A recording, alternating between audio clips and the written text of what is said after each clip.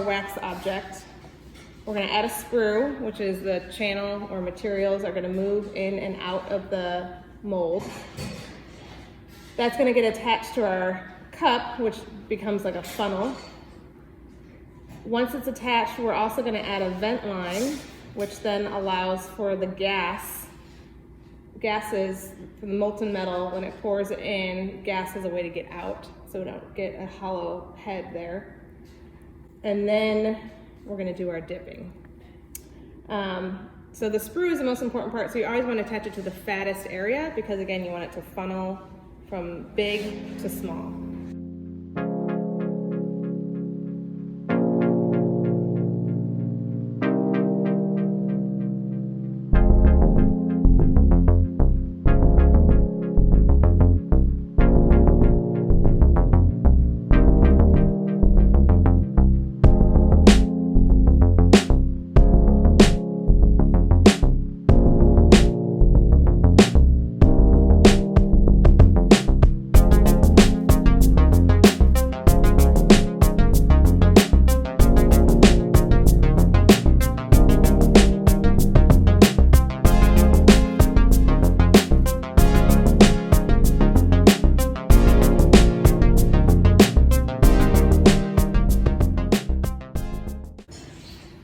This would be what your mold looks like once you dip that in the slurry like 8 times. Okay. So you layer up your slurry and sand, silica sand.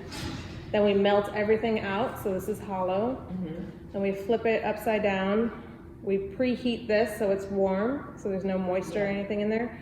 We melt the bronze, and then as soon as the bronze melts and is at 1700 degrees, then we pour it into these cups. And once it's poured, it ends up looking like this because you have your cup, your sprue, your pattern, and then your vent. Right. So the weight of the metal pushes the metal through and out. Okay. And So we're not using... When you're pouring, you pour to the top of the cup. And that's to make sure that it's enough weight is being pushed, especially with aluminum. Aluminum's such a light metal that if there's not, because we're not using a vacuum or centrifugal force, which is what we use normally for small scale casting. So we're really depending on gravity and weight to push the metal through the whole mold. Otherwise, if you don't have this cycle, then you'll get air pockets or incomplete casts. Okay. So, and then once it's in here, you have to break this open, and it's a one-time mold, and that's it. If it works, it works. If it doesn't, start all over. Yeah. It's time to pour the bronze.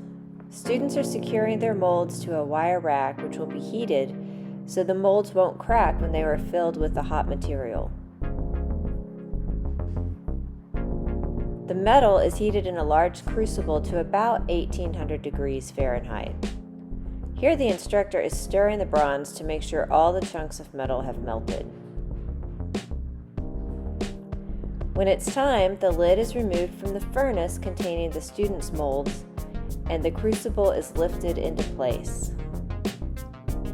The crucible with the melted bronze is about 250 pounds. It takes a team to lift it.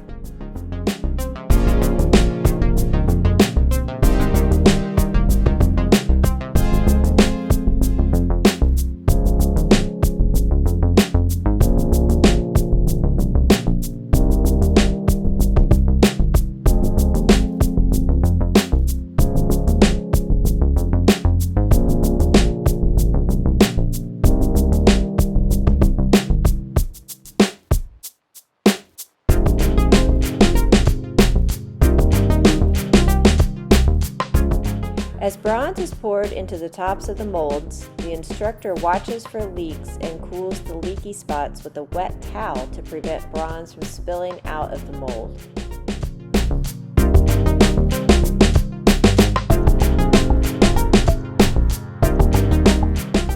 The molds are left to cool before they are broken open so metal can be cleaned and polished.